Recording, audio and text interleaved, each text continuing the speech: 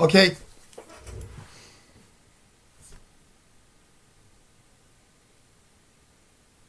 Apparently it's working again. Can you...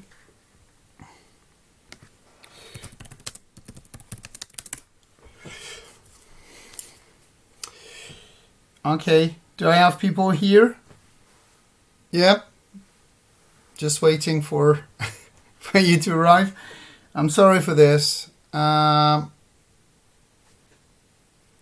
Okay, right. Apparently I'm getting everybody's back, so that's fine.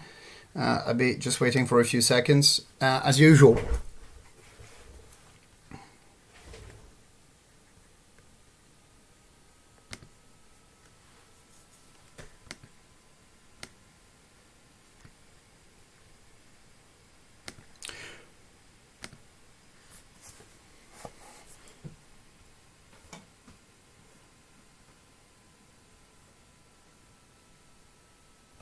Okay, hello again. Here we are. Good. So, I'm sorry for this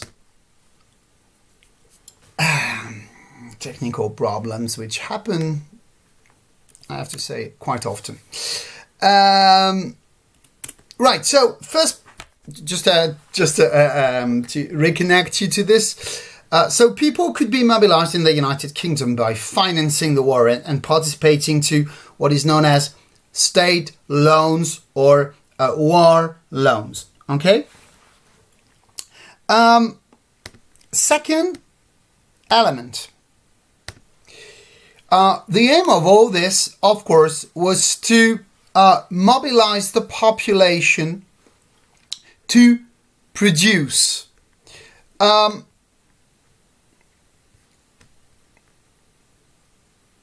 And that's something on which I won't spend too much time. Not that it's not interesting, okay? It is quite interesting. But that's generally something you know well. And it's called the mobilization and the recruitment of women in war factories. I would like to insist on three things right now.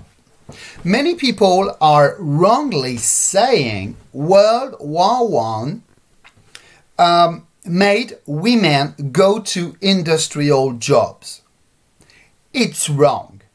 Women had been part of the industrial workforce since the early times of the Industrial Revolution. That's something we have studied together, that women were actually active industrial workers, paid less, paid generally half, 50% of what men would be paid.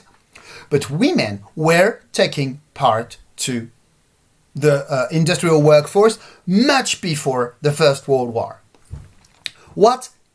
Second thing I'd like to tell you, there was a change.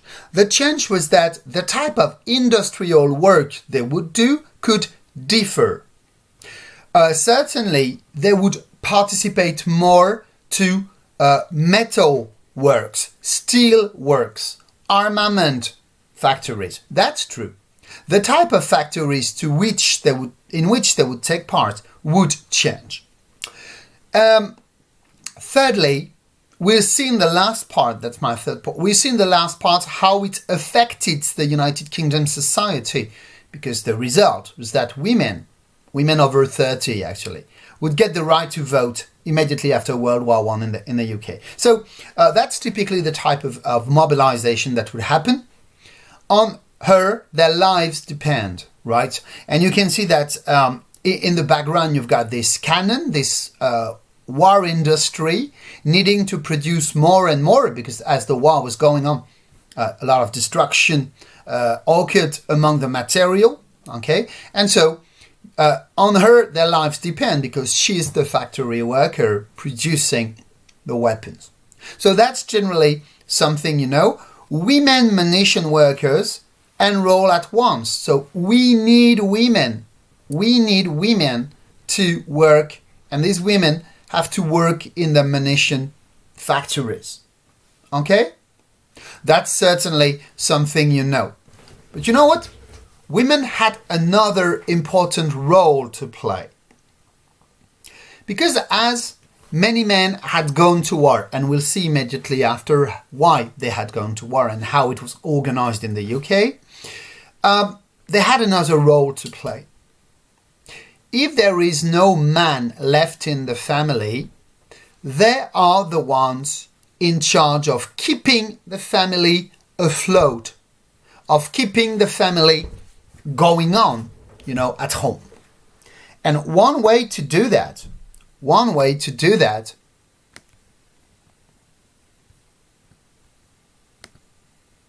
and I like this one a lot.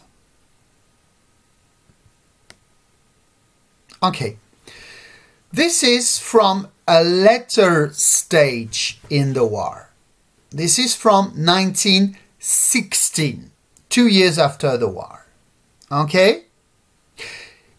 Can we look at the background first? If you look at the background,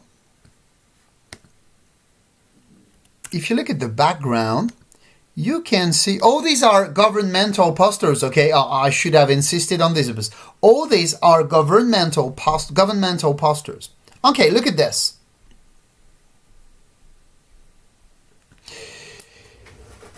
On the right-hand side, you can see a huge boat, and that's a cargo ship.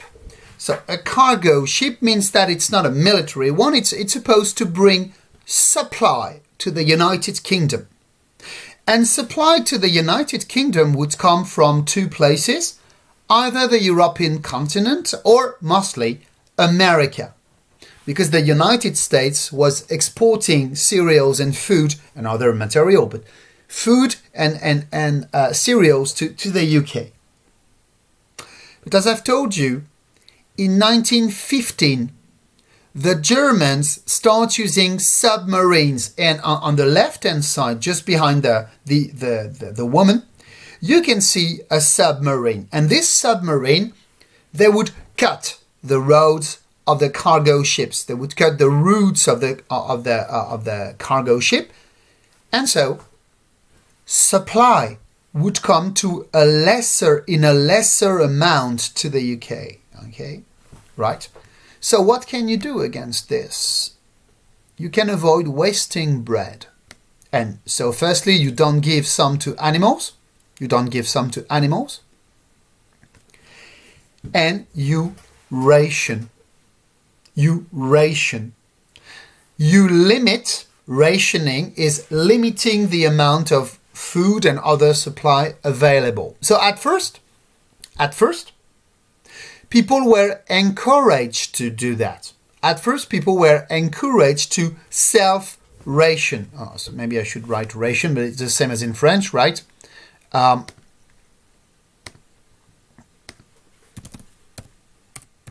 That's rationing. Okay. Good. So, rationing is limiting your consumption. And so there are two ways of doing this. Either it's a voluntary, a willful decision you make, like I'm going to save some of my resources, or the state can impose it. And at the end of the war in the United Kingdom, you would have a an official governmental rationing of many supplies. Here it reads, save 2 slices every day, okay? Try to consume less. Try to withdraw 2 slices of bread from your daily diet every day and defeat the U-boat. And it means that even by, just having breakfast or having lunch, you can fight the Germans. And that's exactly how you mobilize a population. What is a war effort? The war effort is the daily life of citizens becoming, as each individual can have single actions that participate, that bring their share in the war effort. Okay? So it means, look at this, even young kids, even young girls can serve the war. They can serve in the war by just consuming less. Okay? And this is how you create a sense of commitment in the war. Okay?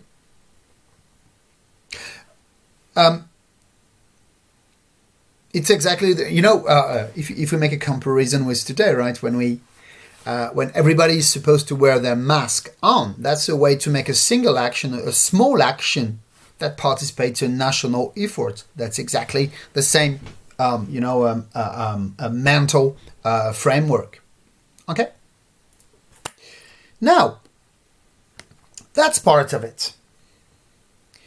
But another part of it, another part of maintaining the country fighting for the UK was that in the UK there was no military service. So what does that mean? It means that in the UK at first, contrarily to France, there was no conscription. In the UK, there was no conscription. What is conscription? Conscription means that the state... I'm sorry, I need to write you this. Conscription is when the state calls for young men, or older men, but generally young men, to go to war. This is how it worked in France. Because in France you had a military service, and this military service was lasting for 2 years and a half, almost 3 years actually. So 3 years in the end. So you would be in the army for 2 or 3 years of your life. Okay, it was 3 years just before the war started. Which means that there was a professional army, and you could call for young Frenchmen to join the army, and you had no choice. In the UK, it was not the case. The UK relied on voluntary enlistment. Okay? To enlist is when you join the army voluntarily. Okay? To enlist. And enlisting means that in a very few days or weeks, you would have to convince a massive amount of British men to go to war. In France, you didn't have to convince them because they were forced. They would receive a paper signed by the government and saying, à partir du 1er septembre, vous êtes mobilisés, vous devez rejoindre votre unité à tel endroit. That's the French version. In the UK, people had to volunteer. And actually, it worked very well in the UK because in the summer of 1914, 1 million British men voluntarily joined the army. But the problem was that as the first battles were very deadly, as the first battle killed and wounded a lot of soldiers, more soldiers were badly needed. How was that done? How was that done?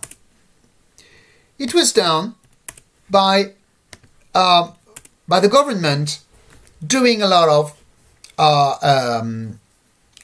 encouragement to go to war. So, first type of encouragement. This one. That's the very early campaign. It dates back to 1914. Your country's call. Isn't this worth fighting for? Enlist now. So as you can see, it's defending your country. It's very basic. It's patriotism. You can see this, kind of fantasized British countryside, very typical, hilly, with some trees and haze, the small hamlet, right? Very traditional Britain. It has to be saved, and you have to fight for this. That's your country's call. So, basic patriotism. Okay? That's one reason to go there. Defend your country. In case you don't feel you should defend your country, you can go for 2 other reasons. Reason number 1, that's from 1915. This poster is from 1915. Women of Britain say, go. Women of Britain say, go. So you can see in the foreground, you can see this woman, and certainly she's, a hugging her elderly daughter, and you may have the younger kid, and they're standing at the window. So it's certainly a bourgeois home, right? It's not a working class family. And you can see that this woman is letting her man or brother for the daughter or father, we don't know, but a man in the family, maybe many men in the family, maybe the father and uncle, for example, are going to war. And you can see how determined they are, the soldiers, because they look straight forward. They don't even turn their heads to wave a goodbye, right? They're determined to fight. And you know why they're going? Because women of Britain say go. Because even if they have duties as family men, fathers or elderly brother, their first duty is not to their family. Their first duty is to their country. And this is why women of England accept it, as a kind of sacrifice. Like, okay, you have to go there. So, you go there because you have to defend your country. You go there because you have to defend your family. And if it doesn't work, there is one last reason why you should go to war. And that's another of my a favorite of mine. Okay. This one is from 1915 too. It's from 1915. And it's a postcard. I may have told you this already, I guess, when we studied the suffragettes and the women's movement in England. Postcards were a very popular way to convey messages in the UK. It was a very popular art form. You can call it an art form, but sending postcards was also a way to convey messages. So this one is, you can imagine it's after the war. So it's an imaginary situation from after the war. And you can see, so the male kid, the little boy, is very proud playing with soldiers. Okay, he's playing soldiers, toy soldiers. As you can see, the toy soldiers are not soldiers from the First World War, which is a way to euphemize the war. To euphemize the war. It's not the real war, it's the heroic war from the 19th century. The daughter is certainly, she's sitting on her father's knees in the armchair. She's certainly reading a history book. And certainly a history book telling the story of heroic soldiers during World War I. And she's asking, Daddy, what did you do in the Great War? And I'm sure you can see how embarrassed the father is. Because we can guess that this father refused to join the army. And now, what is he going to tell his daughter? Is he going to admit that he was a coward? That he did not enlist to defend his country and defend his family? So it means that he has a shameful behavior. His kids will be ashamed of him not going to war. So that's clearly putting pressure, pressuring the man into, are you a real man? Are you a real father? Can you imagine not going to the war and be ashamed in front of your kids? So enlist now. And this is how, that's important, because this is how you create consent to war. You create consent to war by saying your country needs you, your family wants you to go, your family supports the war. Look at this, the guy, the kid is playing with toy soldiers. The daughter, she's reading history books about military military heroism. And you would not go? You coward. Chicken. You see? That's exactly how you create. What is consent? It's social pressure. Let me be clear. Let me be clear. I am not saying people didn't have a sense of patriotism. I'm not saying it at all. I've told you 1 million British soldiers, 1 million British soldiers joined the army. willfully, they enlisted willfully in the summer of 1914. So it means that you didn't need full campaigns of recruitment to have them. So it means that the patriotic feeling was there. The sense of duty was there. But what enabled to maintain it after a few months was that, look at this. The war was shown and the war was displayed nowhere in its reality. The war that the boy is playing is not the real war. It's the war from the 19th century when not as many people were killed. The war on this poster is just soldiers neatly dressed with a full uniform, with a rifle, with a proper backpack,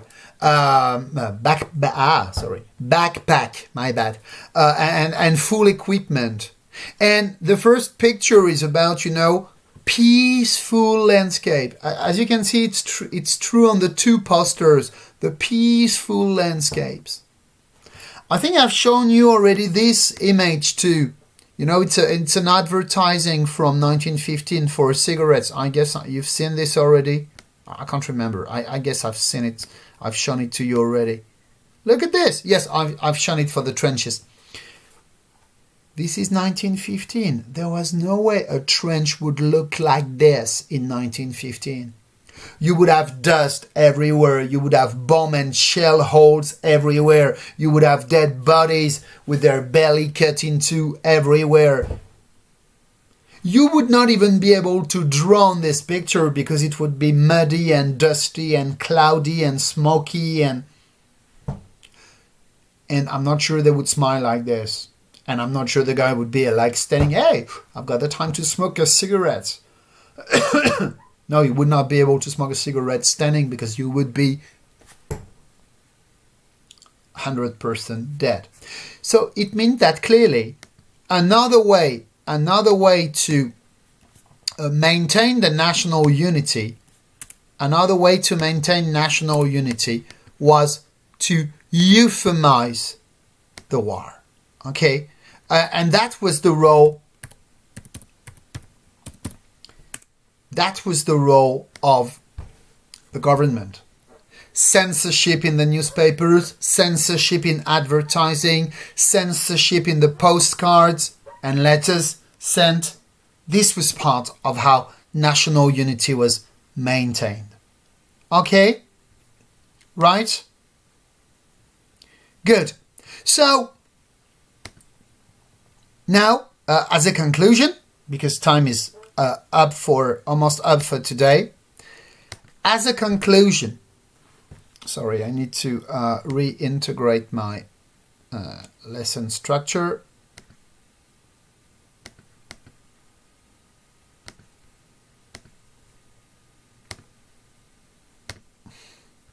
Here we are. Okay. I'm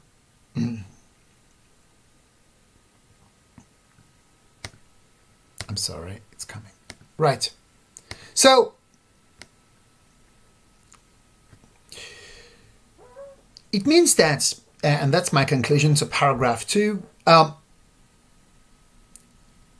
there is no way France, the UK, but also Germany, Russia, okay, I've selected the UK because I had to take one case study, but there is no way the war might have been made and sustained for so long without this mobilization of the population. And you can see that this mobilization of the population was possible for 3 reasons, thanks to 3 factors. Firstly, the increase of the state control. Everywhere in Europe, including in democracies like France or the UK or Italy, everywhere in Europe, the state control increased. And it increased over the population's actions. Who you talked to, don't discuss military matters in public. What you would eat, don't consume more bread than needed.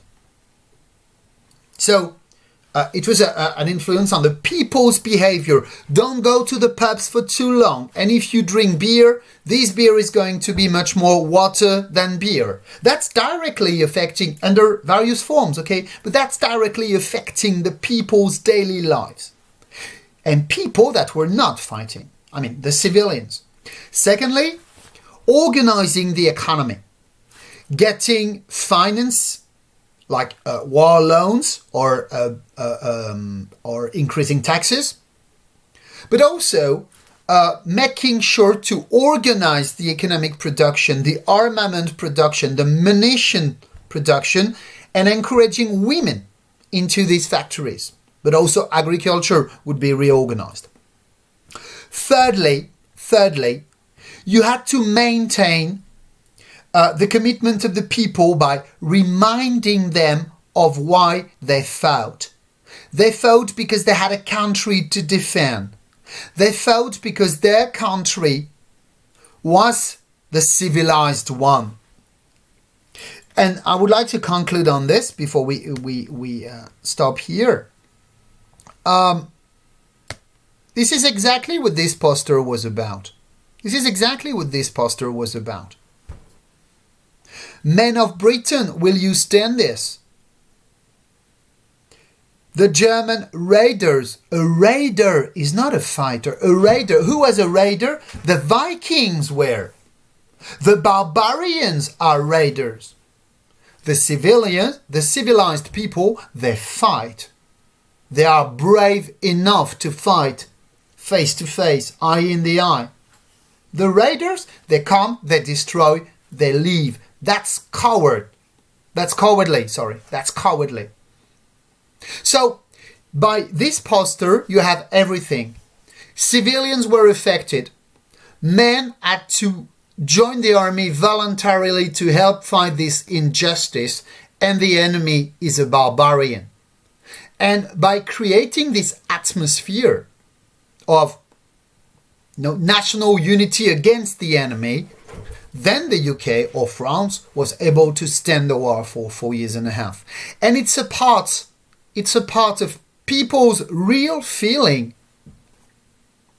I mean, if you tell any person on earth your family is going to be directly affected by an enemy, I'm sure you don't need to say much more. Many people will commit themselves into fighting this threat for their family.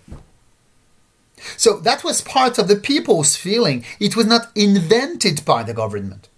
What the governments did, especially in the UK, was to create the legal structure for this. The Defense of the Realm Act, okay, and the governmental propaganda. But please, don't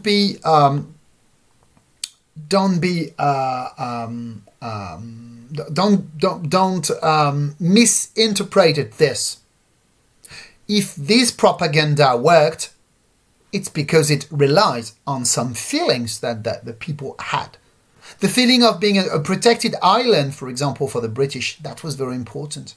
And this is why this poster could shock the British people. Wow, we have not been invaded since William the Conqueror.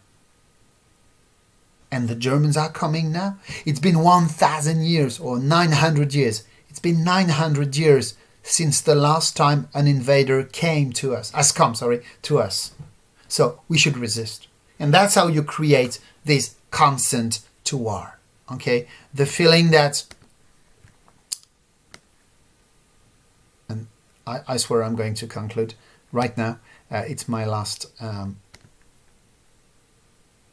intervention for today.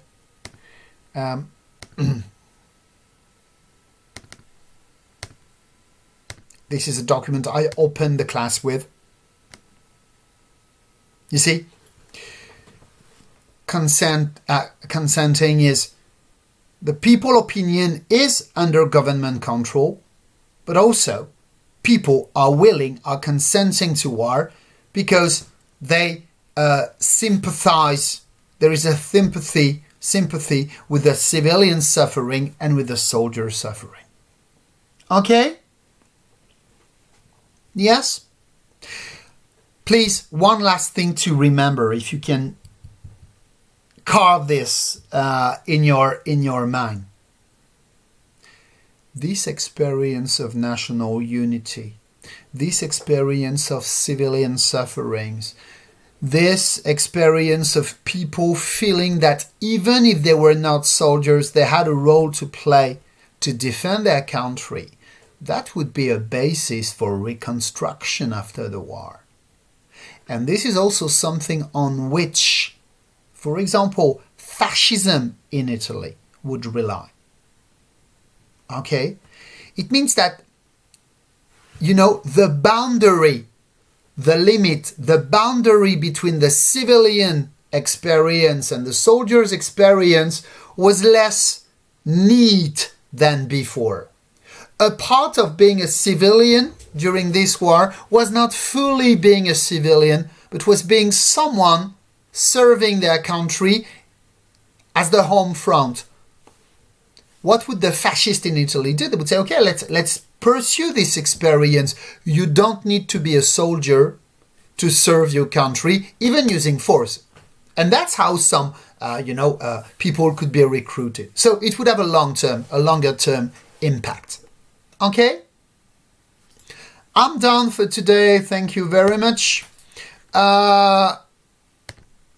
We keep on with this on next Friday, okay, at 11, and I will show you the impacts for women, the impact for medicine, the impact for also, we present you with George Mosey's analysis of how the war transformed the men and the experience of being a male in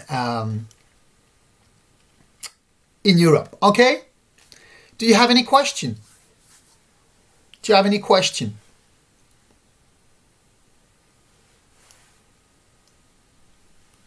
If you don't have some, I will wish you a good week, okay? Okay, that's it. See you soon. It was a pleasure. Bye-bye.